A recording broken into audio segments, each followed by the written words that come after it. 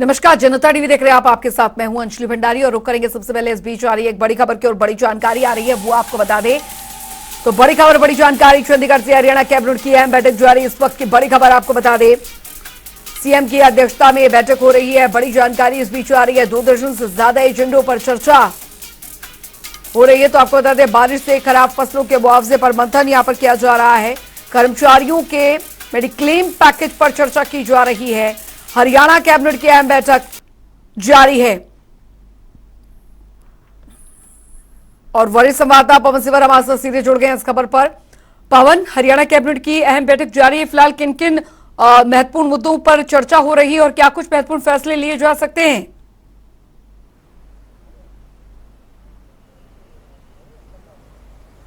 बिल्कुल, देखिए आज हरियाणा मंत्रिमंडल की एक महत्वपूर्ण बैठक इस वक्त चल रही है। चंडीगढ़ स्थित हरियाणा सचिवालय में मुख्यमंत्री मनोहर लाल की अध्यक्षता में मंत्रिमंडल की बैठक हो रही है। पिछले करीब 1 घंटे से कैबिनेट की बैठक जारी है। आज की कैबिनेट की बैठक में 2 दर्जन से भी ज्यादा एजेंडे हैं जिनके ऊपर चर्चा होगी और इसके बाद इन एजेंडों पर चर्चा में किन किन प्रस्ताव पर मुहर लगती है ये कैबिनेट की बैठक के बाद साफ हो पाएगा। लेकिन आज की जो कैबिनेट की बैठक है उसमें कई एजेंडे हैं। सरकार जो वो गांव की जो शामलात की भूमि है उसके ऊपर गौशालाएं बनाने के प्रस्ताव को मंजूरी दे सकती है। दरअसल हरियाणा के मुख्यमंत्री मनोहर लाल ने जब 2023-24 का बजट पेश किया था तो बजट में इस चीज का जिक्र हुआ था, ये प्रावधान किए जाने की बात की गई थी कि जो बेसहारा गोवंश है उसके लिए जो है वो सरकार एक योजना बना रही है कि जो गांव की शामलात की जो जमीन है उस जमीन पर गौशाला बन सके। उसको लेकर एक जो है वो सरकार ने एक जो है वो सैद्धांतिक तौर पर फैसला किया है और इसी के चलते आज की मंत्रिमंडल की बैठक में गांव की शामलात जमीन पर गौशालाएं बनाए जाने के प्रस्ताव पर मुहर लग सकती है। इसके अलावा जो हरियाणा सरकार के कर्मचारी हैं, इन कर्मचारियों को जो एलोपैथी का जो इलाज मिलता है, कैशलेस जो इनको इलाज मिलता है, कई हॉस्पिटल जो सरकारी और निजी हॉस्पिटल जो सरकार के पैनल पर है, उसी तर्ज पर अब जो इनको आयुर्वेदिक, होम्योपैथी और यूनानी पद्धति के तहत जो इलाज है वो इलाज भी कर्मचारियों को मिले। इसके लिए कुछ हॉस्पिटल को पैनलमेंट किए जाने का एक प्रस्ताव है, उसके ऊपर कैबिनेट की मोहर लग सकती है। इसके साथ साथ मंत्रिमंडल की बैठक में हरियाणा के जो ग्रुप सी और डी के नौकरियों के लिए जो योग्य युवा हैं उनका आधार पंजीकरण जो वो किए जाने का भी एक प्रस्ताव कैबिनेट की बैठक में है। उसके ऊपर भी आज कैबिनेट की बैठक में चर्चा के बाद मोहर लग सकती है। इसी तरीके से मंत्रिमंडल की बैठक में जो हरियाणा की कृषि व्यवसाय खाद्य प्रसंस्करण जो नीति 2018 है उसके अमेंडमेंट पर भी कैबिनेट की मोहर जो है वो लगभग लगना तय है।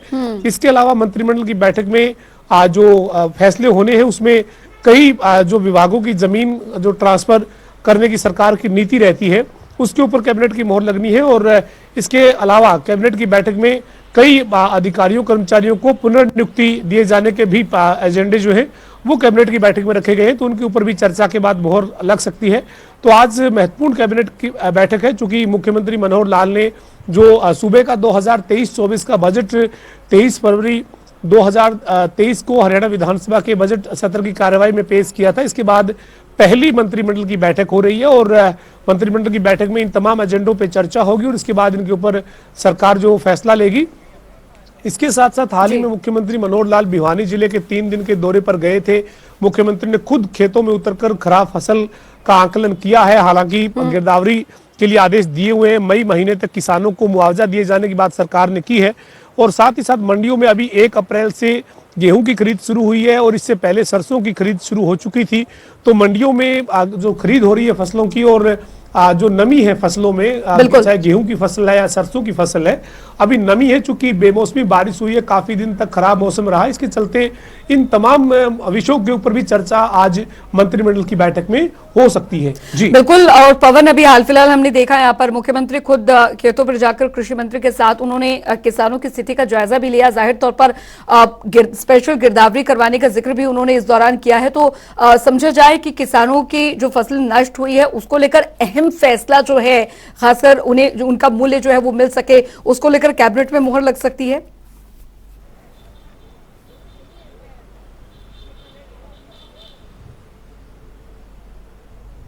देखिए, जो मंत्रिमंडल की बैठक के एजेंडे हैं, करीब 2 दर्जन एजेंडे हैं, उनमें इस तरीके का कोई एजेंडा नहीं है। तय एजेंडों के ऊपर ही कैबिनेट की बैठक में चर्चा होती है, लेकिन कई बार प्रदेश की जो परिस्थिति होती है, जो स्थिति होती है, उसके ऊपर टेबल एजेंडा भी सरकार लेकर आती है। तो टेबल एजेंडा जो चलती बैठक के बीच में जब रखा जाता है, तो उसमें जो वो इस तरीके की तमाम विषयों के ऊपर चर्चा हो सकती है। मुख्यमंत्री मनोहर लाल जब हाल ही में भिवानी जिले के गांव के दौरे पर थे, तो जो मुख्यमंत्री ने खुद किसानों की हालात, किसानों की स्थिति का आकलन किया था। जनता टीवी भी उस दौरान मुख्यमंत्री के साथ मौजूद रहा था।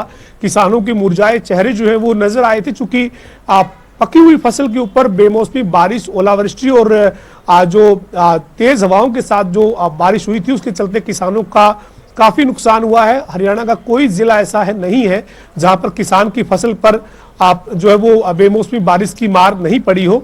तो ऐसे में कैबिनेट में जब इस तरह का प्रस्ताव रखा जाता है चर्चा के लिए, तो उसके ऊपर सरकार विचार कर सकती है। लेकिन मुख्यमंत्री पहले ही साफ कर चुके हैं कि किसान का मुआवजा जो है उसमें देरी नहीं होगी, मई के महीने तक किसान को मुआवजा मिलेगा।